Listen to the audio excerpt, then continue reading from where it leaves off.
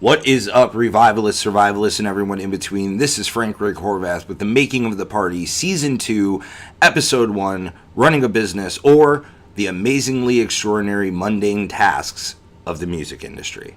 Like shit, I always do that. I always mess up some mundane detail. Alright, so we are back for Season 2, which means basically I did not feel like making a video for 6 months. But we are 93 days out to the revival.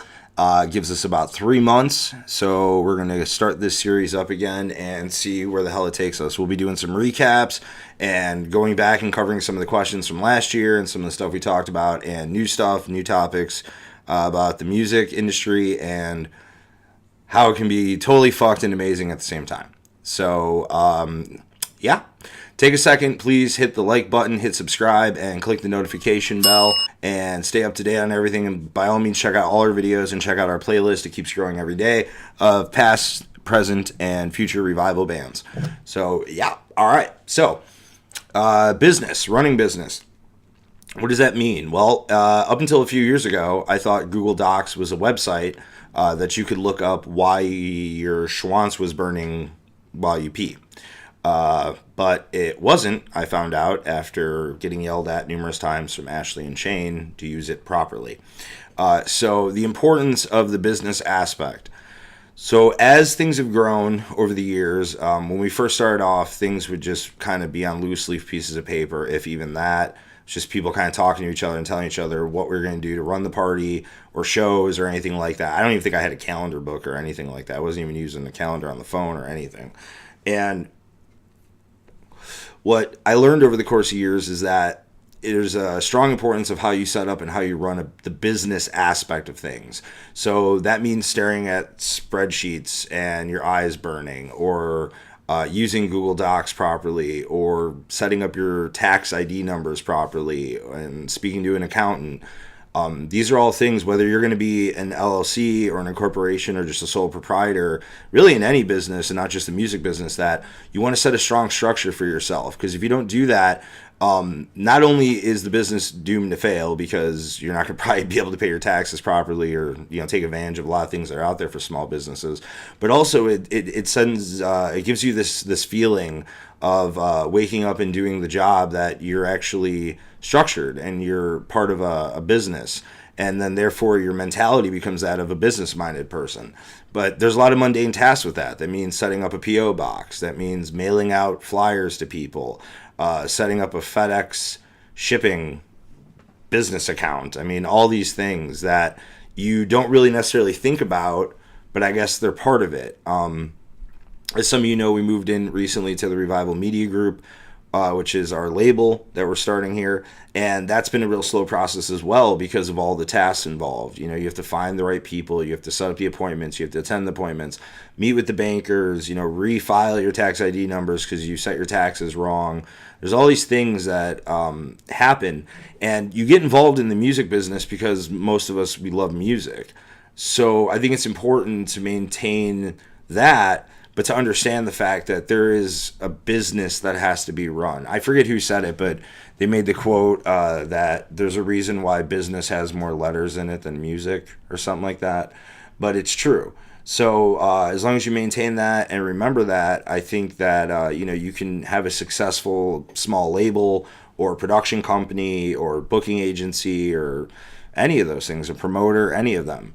But just maintain that business mind and know that there's days where you don't feel like it has anything to do with music, but ultimately the end goal is that it is. So with that being said, I just want to throw a few things out to you guys here. So coming up here, by the time you see this video, it'll probably be a few days out, June 9th. We are throwing a awesome local showcase at the Forge. And really I say local, but most of these bands aren't local. They tour around the Midwest, they tour around the country. It just so happens that they all kind of hail from this area. So it's an awesome time, awesome show. $14, all ages. Trap Jesus from the Metal Mashup Show will be hosting, so that's awesome. Doors are 2:30, shows at 3. It's an all-day thing. Come out. The Forge is awesome. Great place. Bring the kids, good food, all that stuff. We'll be hanging out Revival booth. You stop by, pick up tickets, all that stuff. So just come out, hang out, have a good time. Check out all the bands. Check out the website, obviously, therevivalparty.com. All the information will be there as well. What else? Oh yeah, this is cool too. July 13th, we teamed up with the Small Town Throwdown, and we're kind of making that like the official little sister party of the revival. It's a little warm up for the liver. So come out and we're gonna do movie night on the 13th, and we're going to provide popcorn, and maybe I'll bring a few cases of beer to hand out, and we're just all going to chill and watch the movie after the bands, courtesy of the revival. So yeah, that'll be super awesome. I don't know. I feel like I'm leaving stuff out here. Yeah, I don't know. I'm pretty sure I am. I'm probably going to have to do 3 more takes of this anyway, so yeah.